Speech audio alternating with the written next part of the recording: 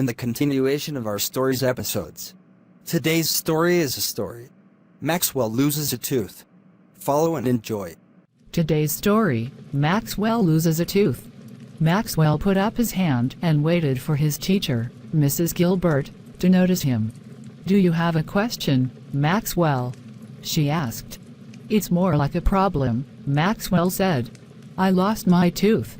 Maxwell stood up and held out his hand to show his class his baby tooth. "Congratulations," Mrs. Gilbert said. Then she asked the class if anyone had any advice for Maxwell. Keiko put up her hand first. Keiko was from Japan. "Is it an upper or a lower tooth?" Keiko asked. "A lower tooth," Maxwell said.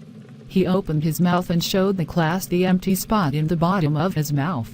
"You should throw your baby tooth over the roof of your house," Keiko said. "Why should I do that?" Maxwell said. "Because then your new adult tooth will grow properly. When you lose an upper tooth you should put it under the floor." Mrs. Gilbert thought this was a good idea, but Frida disagreed. Frida was from Austria. "You shouldn't throw your baby tooth away, Maxwell. You should keep it and give it to your mother," Frida said. "Why should I do that?" asked Maxwell. "She will make it into a necklace for you to wear." Jorge shook his head and put up his hand. He had some different advice for Maxwell. Jorge was from Mexico. "You should take your tooth home. Then you should put it under your pillow when you go to sleep," Jorge said. "Why should I do that?" Maxwell said. "Because then the tooth mouse will come. He will keep your tooth and pay you with good luck. Sometimes the tooth mouse even brings a small toy." Maxwell liked Jorge's advice the best. Mrs. Gilbert gave him a box to keep his tooth in.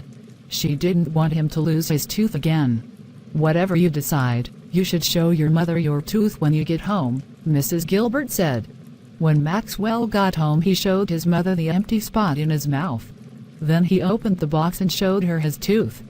"Congratulations. What are you going to do with your tooth, Maxwell?" his mother asked. "I'm going to put it under my pillow," he said. And he did. When Maxwell woke up the next morning he looked under his pillow. The tooth was gone. In its place, Maxwell found a $1 bill. He also found a letter.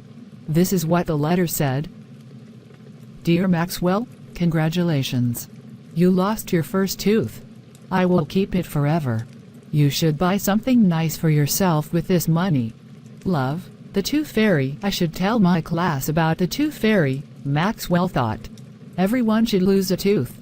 Great story, my grandmother. Thank you. Thank you for watching.